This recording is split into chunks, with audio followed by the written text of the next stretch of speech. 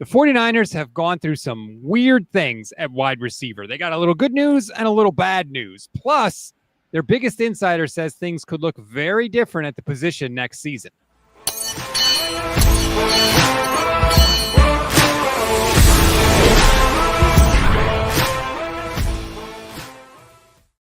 What is good, everybody? Welcome to another Gold Standard podcast, part of the Pro Football Insiders.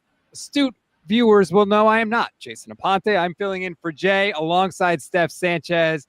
You're going to have to grin and bear it today, Steph. I guess. I could accept 1 week, I guess, but I mean, I'll take it. I'm grateful to Jay for letting me pinch hit here. He should be back next week. Weird stuff is happening with the 49ers all around. They got blown out by the Rams, which, as Jay likes to point out, they never do. They had no injuries from the game, Steph. Even yesterday on Kyle's conference call, even he was like, I can't believe it. No one else is hurt.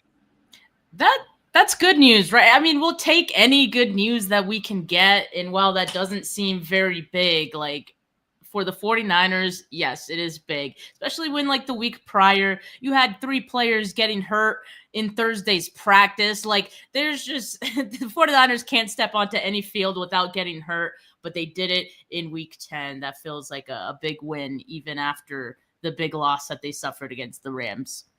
It is weird because like for the first time, they actually have a chance to get stronger, right? Normally it was whenever somebody would come back, they would lose somebody else in a different spot. And it's like for the first time, they may get Brock Purdy back, which we'll talk about. They may get Ricky Pearsall back, which we're going to talk about as well. So it's sort of a weird situation right now. It took 10 weeks, but we might actually have the 49ers just get stronger from 1 week to the next, which is like the complete opposite, because normally it was like the Niners win, but they suffer a big injury. Now it's the Niners lose big, but they're getting people back. And I feel like it's the defense who probably needs more guys coming back, but unfortunately that's where they have a lot of the season-ending injuries that we know of, and those guys are not walking through the door anytime soon this season, of course, as we know. But I think the offense getting some reinforcements could be big because we've been saying it all season, and then, you know, more guys get hurt, and then we reiterate it that the offense needs to carry this defense, and it hasn't been more true than it is now, and it was true on Sunday, but, you know, the offense got off to a bit of a slow start, and I think that ultimately hurt them having the chances to carry the defense in that game. Now, could be a different story going into this next game against the Cardinals. And if you could have even just Ricky Pearsall back, I feel like that would be a big boost. You know, to say what you want about the difference between Mac Jones and Brock Purdy, I think both of those guys can operate this offense as it needs to. So, honestly, I don't know how much of a boost like Brock Purdy would provide at this point. But Ricky Pearsall coming back would be big. The Soda Report says, hey, Rob and Steph, I've been listening for 3 years now, just usually can't make lives. Wanted to say thank you for all the great content. Thank you. We appreciate that. I will say this. I went back today because I had that kind of time and just rewatched the Jacksonville game. Ricky Pearsall is freaking awesome, man. Remember that deep ball that Brock threw him, the underthrown ball where he stops and comes back and catches it with one arm as he's falling to the ground? Like, he is so damn good. I completely agree with what you said. Brock and Mac, you know, what we're all hoping for when Brock gets back is that he puts up the same numbers that Mac Jones put up, right? Well, Ricky Pearsall is going to put up way better numbers than Juwan Jennings put up. And outside of 2 games, way better numbers than Kendrick Bourne put up. Yeah, absolutely. And, you know, I think he's the type of wide receiver that could be a quarterback's best friend, right? Just because he's so dependable, you can throw him the ball, and he has a crazy catch radius as well. So I think that's someone quarterbacks, whether it's Brock, whether it's Max, going to be looking for. And yeah, it should provide this offense a boost. I haven't been a huge fan of people, you know, say negative things about Ricky Pearsall and, you know, he was a mistake and all this and that. You know, I understand he's been hurt, and we're very frustrated about how long he's been hurt with this knee injury this season. The reason that he missed time last season, like he got shot, like you can't do anything about that. I'm sorry.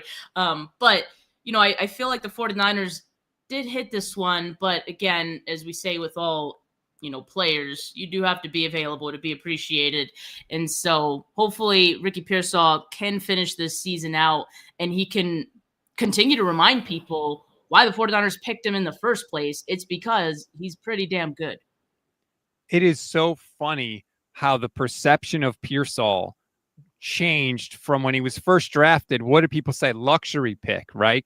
And then last year we were like, damn, we really need Ricky Pearsall. I can't believe he got shot and then he needed him to come back. And people are like, wow, this guy's pretty good. And then this year we were like, thank God Ricky Pearsall's here because we don't have anybody else in this wide receiver core. And then of course he goes down and we've been piecing it together with scotch tape and super glue.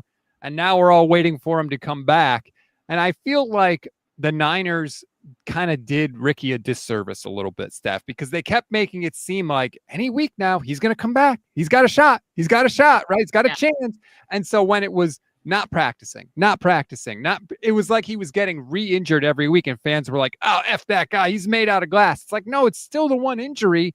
It's just taking a long time. Whereas if they had put him on IR right away, I feel like the reaction to Ricky wouldn't be what it is. And I think it's actually fair to give the training staff more of a side eye than Ricky Pearsall, because to me, like, this whole timeline thing has been a bit of a theme this season. Like, and not just that of, kind of sketchy timelines, but also when guys are expected back, they do come back and then they re-aggravate. Like Yetur Gross-Matos, like that one is crazy as well, right? So there's just a lot of weird things happening and the way that they communicate injuries. And I have to imagine Kyle Shanahan is just relaying what he's been told, and then it doesn't end up happening. I that's a reflection to me on the staff or whoever he's hearing these timelines from. That's a huge red flag to me. And so I think it all comes back to that and hoping that the 49ers do address that in the offseason, because whoever's giving him these timelines is making him look stupid up in the podium week in and week out. And if I'm Kyle Shanahan, I would not be happy about that. And it's making his players look bad too, because, to your point, people are blaming it on the player and, him being made of glass. Kyle Shanahan has said, like, Ricky Pearsall has not had any setbacks. It's just taking longer than they expected. Well, why is that? Why did you expect it to not be as long as it's taken, right? So that brings up that question of something is off. Something is off with the timelines and just how it's been communicated. You could say similar things, I think, about the Brock Purdy situation. You could say similar things certainly about the Brandon Ayuk situation, because that one went from maybe week 6 to week 10 to now we're going into week 11 and his practice window is still not open. So again, it's been a theme for the 49ers. And I think it's more of an issue with wherever they're getting this information from. I completely agree with you. And Kyle hates it. He hates when he says something about injuries. And then when it doesn't come true, people are like, hey, Kyle, remember when you said this thing about injuries? And I think Kyle's kind of stance on all this is like, hey, I'm just relaying what I have been told, because he's like, I'm not a doctor or whatever. But you're right. It does make him look stupid. It makes the whole organization look stupid. It's embarrassing how they never seem to get it right. And then guys come back and they're immediately injured again. I mean, Jacob Cowing even thinks about playing football and his hamstring pops. I mean, it's all over the roster. God, we forgot about that one, didn't we? So that one went under the radar. He was supposed to come back after 6 weeks, around week 6. And then nobody asked about him for like several weeks after that. And then I think it was Matt Barrows or Matt Mayoko, one of the Matts, did say that anytime that he's trying to get back to Jacob Cowing's speeds, he ends up re-aggravating that hamstring again. That one, Rob, might be a Jacob Cowing issue. But in any case, I think we do still have to question this training staff a little bit, because the re-aggravating thing also has been a theme. So maybe it isn't always on the player. And it could be a lot of different factors, but yeah, it just does make me feel good. And I have to imagine, Kyle Shanahan's probably losing some patience with it as well. And it's completely understandable because, like you said, he's the one up there that has to answer the questions, and he's the one out there that gets called out when what he says doesn't come to pass. But I am looking forward to Ricky Pearsall getting back this week. I was super high on Ricky ever since I saw him play last year. I was like, I think this guy can be really good. I think he fits really well in the offense, and everything that we saw this year from him. I mean, he was cooking week in and week out. Please come back, Ricky. Please. I hope he's healthy. I hope he can contribute because I think, like you said, this offense needs to squeeze all the juice they can from the orange, and he's certainly going to make that easier if he gets back there and he can return to performance, as Stefania Bell once told you. Yeah, that's one of my favorite quotes of hers, right? Return to play does not equal return to performance, but with as long as he's been out, you hope that just means they're trying to get him to 100%. I mean, they're kind of saying the same thing about Brock Purdy. Like, we want him to be as close to 100% or at 100% when we finally put him out there. So maybe it's similar with Ricky Pearsall, but we've been very patient to this point. But yeah, this is an offense that could use all the help it could get in order to score more points. And I feel like they're heading towards a direction of being more complementary on the offensive side of the ball. I mean, the run blocking has been better for the last few weeks. No coincidence. It started really happening when George Kittle came back. And so now you're getting a little bit more balanced on offense. And I think you need that going forward. I know it wasn't the strongest day on the ground on Sunday, but even still, I think if they could kind of carry that momentum, who knows? Maybe it'll make the job a little bit easier for the defense as well, because you're not starting the game with a 3-and-out, a turnover, and a punt. That just puts your defense that's already in a very bad situation in bad field position, and you're just not helping them out. So yeah, anything the offense could do to help the defense will be much appreciated from this team. I want to get to the Brandon Aiyuk stuff in a second, but you mentioned the running game. I actually saw an interesting tweet, and I apologize. I don't know how this is going to look on the vertical stream. We are doing 2 different streams right now on YouTube, a landscape and a vertical stream.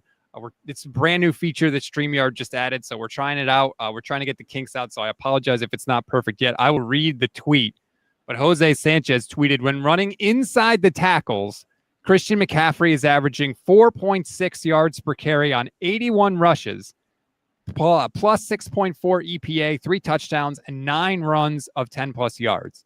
When Christian McCaffrey runs outside the tackles, he's averaging just 2.6 yards per carry on 99 rushes, negative 37.3 EPA, 1 touchdown, and 7 runs of 10-plus yards. I don't know about you, Steph. I don't remember any of Christian McCaffrey's runs of 10-plus yards outside the tackles. It feels like the blocking for him on those plays has been horrible. It never works. It's been incredibly frustrating to watch, but just those 2 differences really stuck out to me.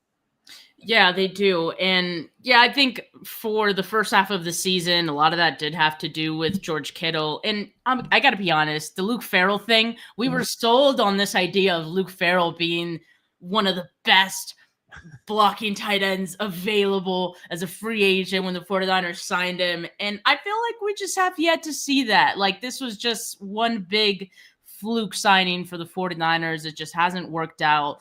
They also hyped him up as a pass catcher. I get he had a touchdown on Sunday, but yeah, he was uncovered. We've seen more from Jake Tunges as a pass catcher than we've seen from Luke Farrell. I'm not thrilled about that signing. Maybe that's part of it. I think also the wide receiver blocking hasn't always been the greatest or the most consistent, this season as well. So that could also be part of it. I mean, you went from having some of the best blocking wide receivers in Aiyuk, in Deebo Samuel. Even Juwan Jennings last year was a much better run blocker than he has shown this season. So I think all those things can contribute to those outside runs, which is, has been the bread and butter of the 49ers run game struggling. So I guess it's no surprise to see that the run game has gotten off to a slow start this season. But I mean, you got to just go with what works, right? So if that's more inside runs, you go with that. Maybe that's why we're also seeing more Brian Robinson, who's been doing great in that area as well. Short yardage situations, red zone situations. I mean, keep using him as well, just to spell Christian McCaffrey, keep him fresh. And I mean, Brian Robinson can bulldoze a couple of defenders while he's at it, get some extra yardage, and you could always use that. Christian McCaffrey had 12 carries on Sunday against the Rams. Brian Robinson Jr. had 8. That is as close to a 50-50 split as we have ever seen in the Kyle Shanahan era with Christian McCaffrey. Now, look, they were down 21-0 right out of the gate. So that, they got to pass the ball. So that limits how much they can run on the ground. But it was interesting, especially the first drive of the second half, Steph. That was like the Brian Robinson drive. They kept Christian McCaffrey on the sideline, and they were moving the ball down the field just fine. They were, and that's the thing. If it's working, you keep doing it, right? So hopefully we continue to see that going forward, just to mix some things up a little bit. And, if the run blocking continues to improve as the season progresses as well, then you could really have a consistent run game to get more of this pass game going, maybe some play action, things like that. More consistency overall. You need to score more points. That's the biggest thing. So that's why I like the Brian Robinson involvement in the red zone, especially because they could move the ball. That hasn't really been an issue for them this season, even last season, but it's when they get into the red zone that they just have to score those 6 points. Absolutely. And you can't get your PATs blocked either. Yeah, that would help too. Special teams has been good, but that was a bummer in that game Sunday as well, because you were like, oh, do we really need to make it that much harder to have, to get the touchdown and the 2-point conversion? But nonetheless, we'll see what the offense can do moving forward. So the Ricky Pearsall stuff was the good news at wide receiver. Kyle Shanahan even used the word should. He should be back at practice tomorrow. So we'll all wait and see. But that is the very good news because of how good he has been and how desperately they need him. We'll get to the bad news, which is Brandon Aiyuk, in a second. But first, Steph, I just want to give a shout out to Sleeper. Thank you, Sleeper, for hopping in to the stream this year. We're thrilled to have you as a partner. And you and Jay told me when I told you guys about it, you were like, Sleeper's awesome. Their app is awesome. We use it for everything. I had no idea. Didn't realize how good the app was. Didn't realize that it's not just picks. It's also news. You can literally get news updates right on the Sleeper app. I absolutely love it. I've been blown away by it. I'm probably going to switch my fantasy league next year to Sleeper now that I've seen what it is, because the other one that I'm using is not any good. And if you check out Sleeper, I promise you'll like what you see. And if you sign up, you'll get a free $20 entry. You don't have to deposit any money. You'll get a free $20 entry if you sign up. And if you do want to deposit, use our code GSP. You get up to a $100 match on your first deposit. And it's very easy. You just pick higher or lower on all the different stats they have on the website. You got to pick people from 2 different teams. That's the one stipulation. But don't worry. Michelle and I give you our picks every Friday. So we make it real simple for you. We've hit on almost 70% this year. So come and do it, and you could win up to 1,000 times your money. Who doesn't like that? So use our code GSP. Again, terms and conditions apply. See Sleeper's terms of use for details. Currently operational in over 25 states. Check out Sleeper today. All right, Steph, let's get into the bad when it comes to 49ers wide receivers. And that, of course, is Brandon Aiyuk. Not practicing. Again, despite being real close. Despite having a chance, despite, there were mumblings before the season started that he could be back week 1. Then it was week 6. Now it's week 10. Going into 11, I have continued to say, I don't think we ever see Brandon Aiyuk on the field for the 49ers again. Look, I think the next plausible date that I would give it is after the bye week, right? That's, week 15, you're playing the Titans. It's an easy game you can kind of ease them into, right? And so if it doesn't happen then I would imagine he does not play this season.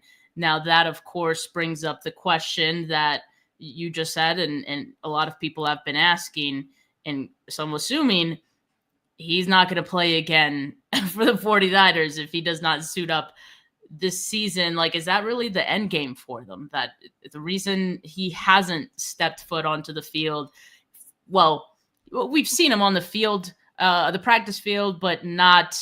They haven't opened up his practice window, so there's only so much that he could do right now. It's only limited to his rehab work and all that. So if he does not practice, then I think we have to imagine maybe they're looking at trading him. I mean, that's the only plausible thing, right? That they're looking to trade him. My thing is, Rob, and I've said this before in previous episodes, that to me it doesn't make a whole lot of sense to I get from the injury risk perspective.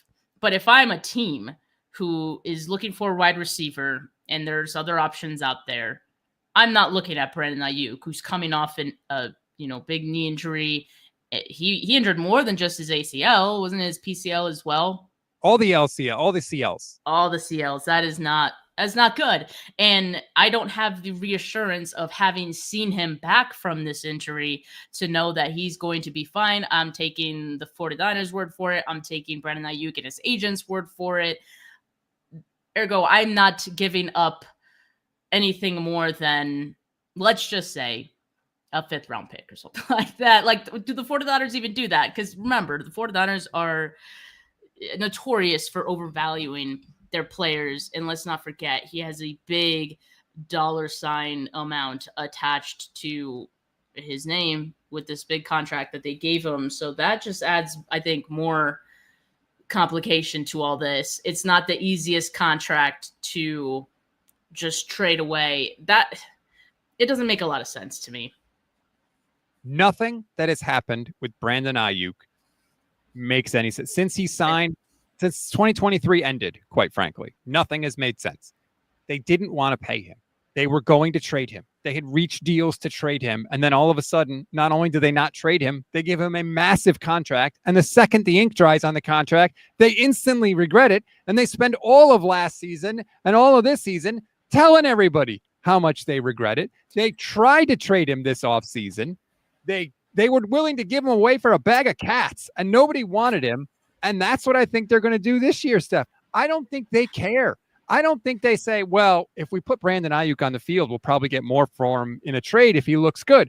I think they're like, we don't care if we take pennies on the dollar. We do not want to pay this contract. We want him off the team. We'll give up we'll get like a 7th round pick for him. We don't care. They have broadcasted from the mountaintops how much they hate that deal and want to get rid of it. And I think that is exactly what they are doing. They are biding their time, and here's what it'll go. It'll go like this. Niners are shopping Brandon Ayuk. He could have come back last year, but the Niners didn't want to, risk it. He wanted to get totally 100% healthy. He's 100% healthy now. He's been working hard this offseason. He's ready to go. I think that's honestly what's going to happen. Can I just say something? Yes. The 49ers are stupid. Like, why did they sign him to this contract and then immediately regret it, openly, share that they regretted it, and now they're doing this whole song and dance with, not having him practice in the hopes that, and again, these are assumptions, right? But we're reading some tea leaves here. We're just assuming that he's not going to suit up because they want to trade him this offseason. So why would they do this? Like, it doesn't make sense in my opinion, because of their stupidity. They made their bed, and if they're forced to lay in it, they have no one to blame but themselves. So I know that Matt Maiocco had a quote. I believe he joined Larry Krueger on his show. And Matt Maiocco said, quote, if you look at the 49ers wide receivers right now, the only 2 guys that I could say they'll definitely be on the team next season, one is Ricky Pearsall, the other is Jordan Watkins. That's it. That's really it. I mean, if you think about it, that makes sense. Juwan Jennings, he's out the door. We know that. Jacob Cowan, like, he can't even get healthy enough to practice. And then, who else is there, right? Brandon Ayuk, Kendrick Bourne, but we know he's probably gone after this season as well. Yep. So, but the big thing, obviously, with this quote is, well, where's Brandon Ayuk in all of this? The guy that they paid a massive contract to just a season ago. He's obviously insinuating that he doesn't even know for sure that Brandon Ayuk is going to be on this roster. I think that's a huge That's a big deal. That to me makes it seem like, okay, we're not just speculating here. There is something to this if even Matt Maiocco is saying this. I don't know off the top of my head. Is DeMarcus Robinson's contract a multi-year deal? I can't remember what they signed. I feel like it was. I feel like it was like all of a sudden Sky Moore. It was a 2-year deal. Okay, so in theory, you would think DeMarcus Robinson would be there. Pearsall would be there. Jordan Watkins, as we said. Jacob Cowing, if he's alive, although who the hell knows at this point. I mean, wide receiver, we went from saying Ricky Pearsall was a luxury pick when he was drafted 2 years ago to now it's like wide receiver is going to be a need for them going into this offseason. And that's not a good thing, Rob, because they already have so many other needs. I mean, you look at this team and you think, can we get some more pass rushers, especially when you're going to have 2 of your top pass rushers coming off ACLs? Mm-hmm. Like, you need more. You need to draft more. And I don't know. Maybe I'm getting ahead of myself, but the whole injury to the Nick Bosa thing, I think muddies the water with whether or not the 49ers want to keep him or how much longer they want to keep him as well. So you need edge rushers and you need wide receivers. If you want a good one, you usually got to pick them pretty high, both, and so how do you prioritize that? And this all comes along with the fact that 49er fans are always clamoring for a tackle, get a tackle in the first round. My goodness. Well, okay, now you have all these needs that you have to think about. So in my opinion, like I feel like wide receiver shouldn't be a need, but the 49ers are making it so it is. That's bad. It's sometimes the politics with this roster really, I just don't understand the handling and how they do things and what they're planning to do. It doesn't seem logical to me. And I think they make plans and then they change the plans quickly. And I just, sometimes it makes me think that they are just constantly scrambling. But Steph, I will say this. Right now, the 49ers have a first round pick, a second round pick, a third round pick. They traded for Bryce. They traded for Bryce Huff, either a 5th round pick, but it could become a 4th round pick. So whatever that deal ends up becoming, let's say right now they end up giving up a 5th. So the Niners would have a 1, 2, a 3, and a 4. Then they are expecting to get, I think, 3 conditional 4th round picks, which come at the end of the round. And then I believe they have a conditional 7th round pick from the Patriots. Not exactly a super impressive draft haul, but if you do trade Brandon Ayuk, you're going to get some picks for him, whatever they may be. Maybe you get a 5th round pick. Who knows? And then the question becomes, do you trade Mac Jones in the offseason? Because I think you could do a deal for Mac Jones where it's a 3rd round pick, but maybe it becomes a 2nd round pick. And now all of a sudden the Niners have 2 1s, maybe a 2, maybe 2 2s, maybe an extra 3rd round pick, whatever they get for Ayuk, plus those 4th round picks I mentioned. And all of a sudden, you do have a nice little war chest there. This is interesting. Yeah, because I have no doubt the 49ers are always thinking of ways that they can maximize picks and get more. I think that's why they didn't do a trade at the deadline day, because they didn't want to give up more than they already had. Like, they're kind of looking towards 2026. So, and this quote from Matt Maiocco, he thinks, and he does say it's his opinion, Mac Jones will be the backup for the 49ers in the 2026 season. He thinks because the compensation won't be as valuable as him being QB2, which is interesting because, I think what Mac Jones has done so far, and we have to also give the context of the 49ers, how Sam Darnold looked after his stint with the 49ers, like that, very positive what he's doing now for the Seahawks. Like, I think all of that is important context. I think teams would give up at least a second for Mac Jones after this season is over. That's what I think, because there's going to be some quarterback needy teams, and Mac Jones looks great. And not only that, he looks and there's something about him that's more mature now. Like he looks like a franchise guy, you know? And so I think teams would be willing to give up at least a second for him after the season is over. And who knows if there's a bidding war, maybe even higher than that. You just never know. But this is interesting, right?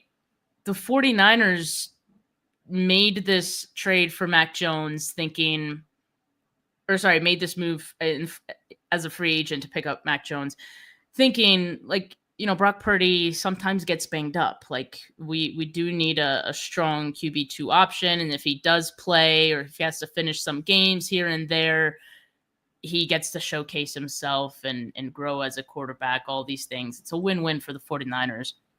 But now it's we're going into week 11, and he's now started 8 games for the 49ers this season. They'd be in a world of hurt without him. And again, like it kind of brings up that same thing. Brock Purdy has missed all this time.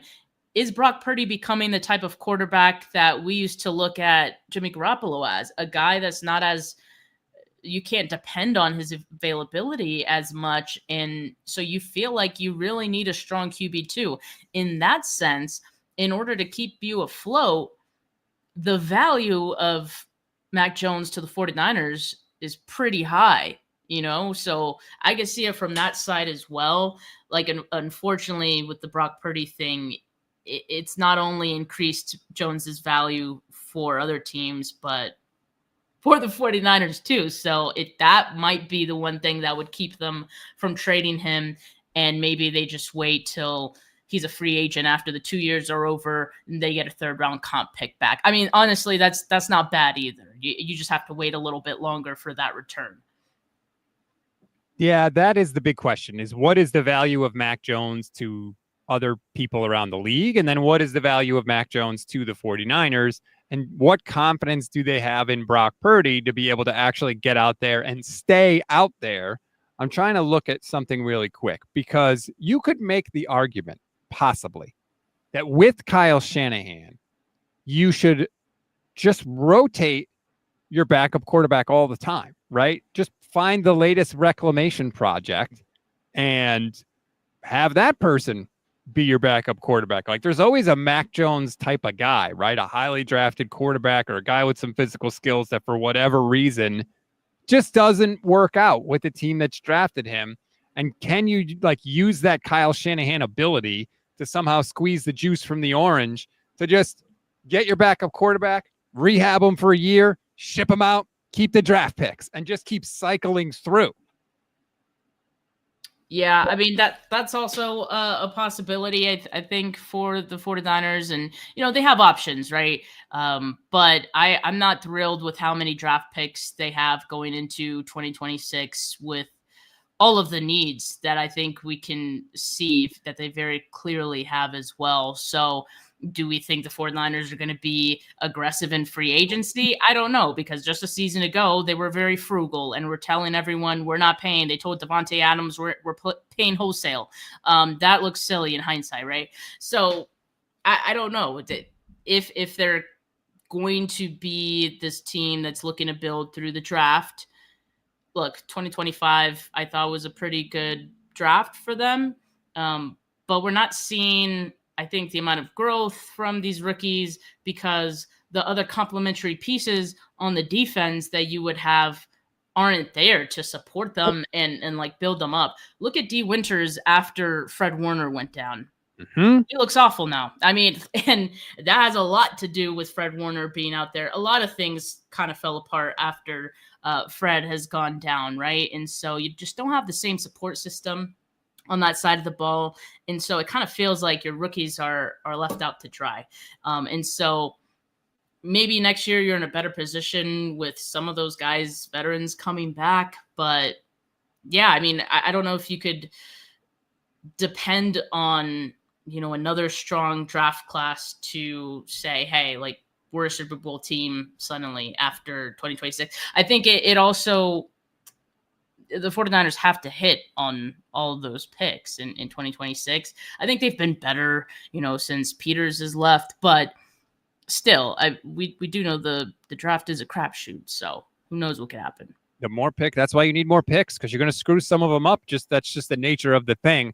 Let me just run through some names that are potential free agent quarterbacks next year, Steph. Real quick, you give me a yay or nay as to whether or not you think you could see them with the 49ers if they did, in fact, trade Mac Jones.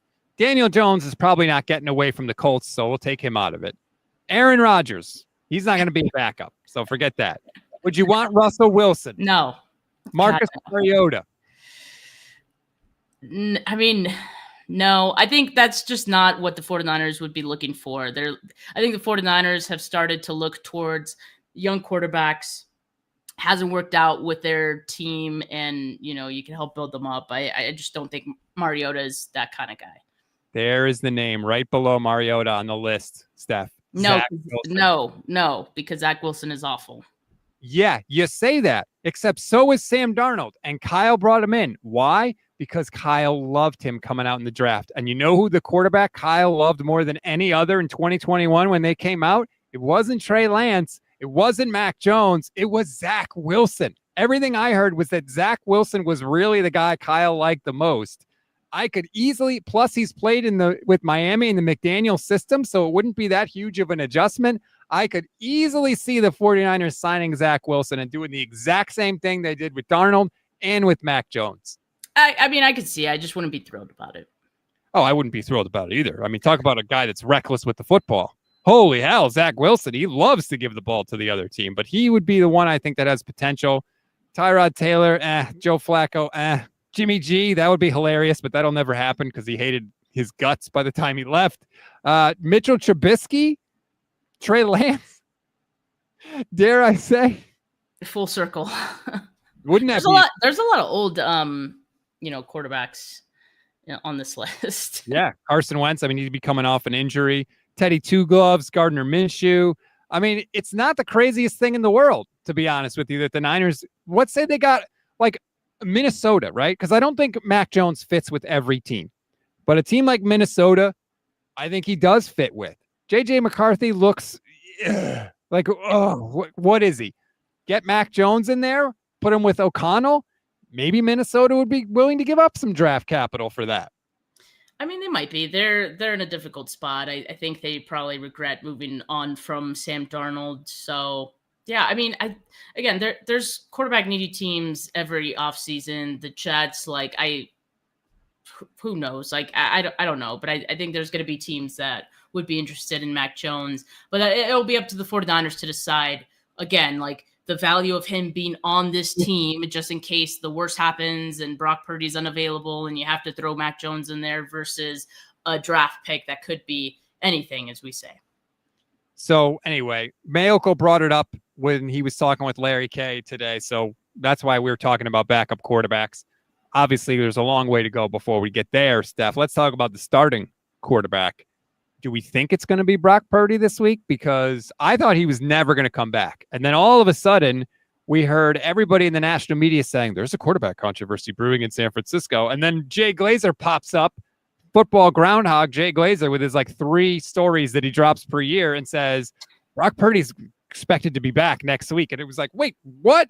So I don't know what's happening. We know Brock is from Arizona. They're in Arizona. Do you think we see 13?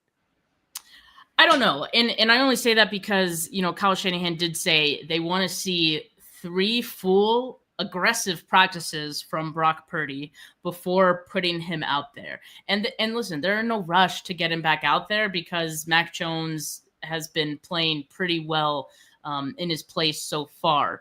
So I don't think there's necessarily a quarterback controversy, but I think Mac Jones has just done enough where you don't need to rush him back. So I don't think he comes back just because, at least this week, just because he hasn't gotten those full practices yet. Now, if we hear Wednesday that he's a full participant, that, of course, changes some things. But it's going to be a day-to-day thing because Kyle also said we want to hear from him how he feels after each practice and that he feels good after each one. So it's not just like Wednesday, okay, we're good to go. It's, evaluating him throughout the week as well and making sure that he's not feeling any sort of setback or discomfort, and that you feel confident that he could play on Sunday and not make this any worse. And you can ride him the rest of the season, right? So I'm not thinking that it's going to be this week, but I do expect that the 49ers are going to milk the gamemanship thing as they've been doing. He's going to get limited practices in. Kyle Shanahan's going to say he has a chance this week. He could be the backup again, like all this stuff we heard for the last few weeks. And then, boom, Sunday, he's inactive again. But if he's getting closer, listen, Rob, we've been hearing that he's been getting closer for like 4 weeks now, right? I guess that's some progress. If he's getting closer, then I'd be looking at the following week then against the Panthers. It's a Monday game as well, Monday night. So that could be a better spot for him to play. And also it's a home game, so. All I know is Joe Burrow got turf toe, had the surgery, and he's now back practicing in the limited fashion for Cincinnati. Brock Purdy, we were told, doesn't need surgery. It was a much more mild injury. And what? And Kyle essentially admitted after the game that they brought him back too early, against the Jaguars. And he ended up re-injuring it. But I think that's maybe partially, on Brock Purdy because, look, we know the kind of guy he is. He wants to be out there. He was maybe downplaying it and felt that he felt good enough that he could go out there, but maybe not having dealt with the turf toe injury before, doesn't know the severity of what he's dealing with here, how finicky this injury could be. So, yeah, probably against better advice. Maybe he went out there and they felt good based on his word. But he also didn't play very well in that game because he wasn't able to plant even his foot fully, right? That he was sailing some passes, just some uncharacteristic inaccuracies from him. So you could kind of see it right away. I would have, I think that ruined everything for the 49ers. And yeah, it would be kind of ironically funny, not actually funny, but ironically funny if Joe Burrow comes back before Brock Purdy does. And remember, we thought Brock was coming back, right? Before they played Atlanta, it was like, oh, he's going to come back next week. And then he went on the field before the Falcons game and he tested it. And then he felt a lot of pain is what I think Diana Rossini said. I don't know. She didn't say re-injured, but he felt a lot of pain afterwards. And then all of a sudden it was like, nope, tap the brakes again. We're not going to see Brock Purdy. I know he wants to play. I'm sure he wants to play. This is a guy that came back in, 2023 when his arm was basically hanging off of his body. He was still rehabbing his arm till Thanksgiving, but he was in the starting lineup because he didn't want to give anybody else a chance to take that job away from him. Vish brought up something yesterday, Steph. I'll ask you.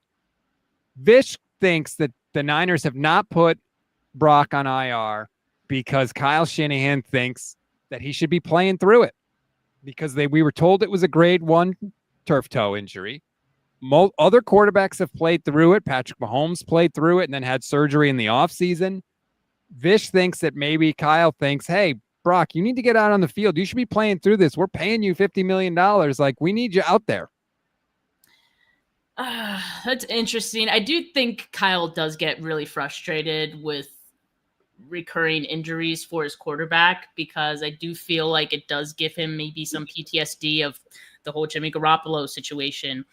And that was not fun for Kyle Shanahan to work through, right? So maybe there's some of that frustration, but I think, Rob, it still goes back to the misinformation that I think Kyle is getting on these injuries within the building. And again, speculating, but also not, because the reason, and Kyle has said this, that they didn't put Brock Purdy or Ricky Pearsall on IR with designation to return when their injuries happened after that week 4 game, right? Or, I guess for Brock even sooner than that, was because they thought they'd be back sooner than those 4 weeks that they would need to be on IR, right? So that's a huge concern. And why I think it's probably pissed Kyle Shanahan off even further was because they needed those roster spots so bad that time. Yeah. So bad. In the worst way. And in hindsight, to think man, this whole time we could have just put them on IR and we could have gotten 2 roster spots when we really needed it. Like, yeah, just adds insult to injury. And yeah, I think more so it's just the timeline stuff and the information they've gotten has not been good. I'm continuing to stick with that. I want to see him play again. Like, and the thing you mentioned too with Kyle, like the game plans that Kyle has for Mac are different than the game plans Kyle has for Brock. So I think it is stressful for Kyle when he's got to like, oh, okay, we got Mac. We know we got to do a lot more quick stuff. And it's different than when Brock Purdy's in there. We know that Brock tends to hunt the deeper passes a little more for better or worse. So it is, it is a lot of work for Kyle Shanahan, depending on who's going to be in there. And then it's like, all right, Brock is back. Okay, good. All right, but now the toe flared up again, and now he can't play. And now we got to put Mac Jones in there. And now Mac Jones has to run the Brock Purdy game plan. And that it could be a dicey situation too. So there's a lot of uncertainty there. And they have to win this game this week, Steph. They have to beat the Cardinals. Yeah, and, I think maybe that's where we could end this show, right? Because I think, this Week 10 game against the Rams, given all the injuries, I think you figure it was going to be an uphill battle for the 49ers to begin with. Fine. But you look at these next 3 games at the Cardinals, then at home against Carolina, then against the Browns. Browns have a really good defense, one that the 49ers struggle with, Kyle Shanahan struggles with, but their offense is awful. So you do still think there's a bit of a chance there, although they are playing in Cleveland too. And then you got the bye week. But you look at those 3 games and you do see them as winnable, certainly more winnable than, that Rams game of Sunday was, right? And if you win these 3 games, then now you're cooking. You feel like you're still in a pretty good position to be able to slip into the playoffs. So, yeah, all these 3 games coming up are huge for the 49ers and any chance that they have, because you are ending the season with a pretty, I would say, tough stretch. So these 3 and then the game against the Titans, they all should be must wins. And the communication from what 49ers are saying so far, like they started the season 3-0, and then from there they've lost, they won, they've lost, they've won every week since then. They need more continuity. They need to not do this flip-flopping, and they need to win these next 3 games. Got to stack wins, as they say, right? Well, you can't be doing that if you're alternating wins and losses. I thought it was interesting that Kendrick Bourne basically said the Niners don't respond well after wins. Christian McCaffrey said the same thing. Like, I don't know what team you guys think you are, but you should not be getting too full of yourselves after a win, especially some of the very close nature of the 49ers wins early this year. I was stunned to hear Kendrick Bourne say it, and even more surprised to hear Christian McCaffrey confirm it. Like, how is this team, with all of the injuries they're dealing with, feeling too high about themselves after a win? Like, really?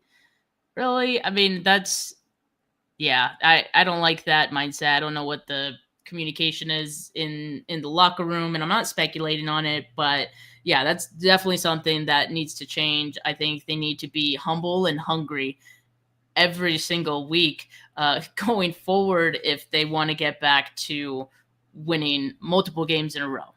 I said it before the year. This team needs to be the hunter, because they are not the hunted anymore. They are not the team that, everyone's looking to beat. They're the team where people are like, hey, the 49ers, that's a winnable game. Like, the Niners have to be in attack mode all the time. And hopefully now maybe the lesson has sunk in. But, God, they need to turn it on, as you pointed out. And we will see what happens over the next 3-4 games. It's going to dramatically shape the rest of the 49ers season. That's going to do it for this edition of the show. Thank you, everybody. Thanks for everybody watching on the vertical stream on YouTube as well. I know sometimes it doesn't look pretty. We'll get the kinks worked out, I promise you, but trying something new here. Hopefully you enjoyed it. If you're new to the channel, like this video, subscribe, tell a friend. That'd be cool too. Leave us a 5-star rating on Apple Pods. That really, really helps us. But we do appreciate everybody. Appreciate all the YouTube channel members as well. Steph has a YouTube channel, Steph49K. You should subscribe to that one too. It'll make you a better, smarter fan. Steph, thanks for letting me pinch hit on your show. I guess. Goodbye.